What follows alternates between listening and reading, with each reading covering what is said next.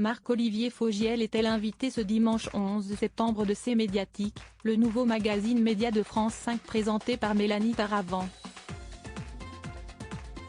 Le patron de BFM TV est revenu, entre autres, sur une polémique qui vise Ségolène Royal en raison de ses prises de position controversées sur la guerre en Ukraine.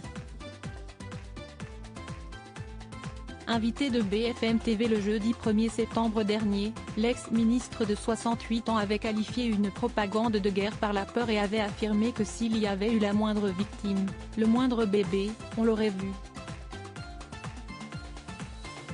Sur le plateau de C'est Médiatique, Marc-Olivier Fogiel a tenu à préciser le contexte. Elle, Ségolène Royal, ne remet pas en cause que Marioupol. Elle parle de crimes de guerre en général. On a pu être aux premières loges grâce aux équipes de BFM TV qui étaient sur place puis voir les crimes de guerre tels qu'ils ont été commis.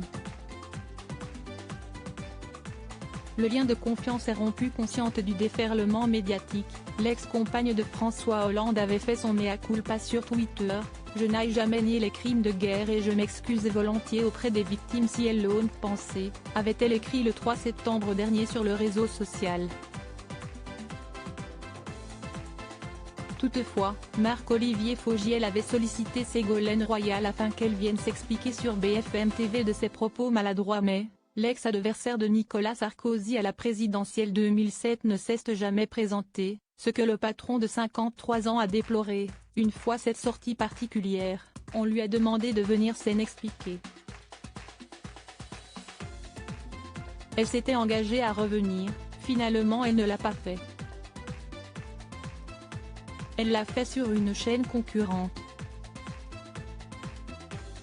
Mais le problème n'est pas la chaîne concurrente. Elle a été sur LCI et il n'y a aucun problème avec LCI. Il se trouve simplement qu'elle a planté le rendez-vous dans lequel elle était supposée venir s'expliquer. Le mari de François Hollande a même dévoilé un énorme scoop sur le plateau de l'émission de France 5, « J'ai décidé que le lien de confiance est rompu ». Autrement dit, Ségolène Royal perd son poste de chroniqueuse sur BFM TV et c'est le patron de la chaîne en personne qui le dit.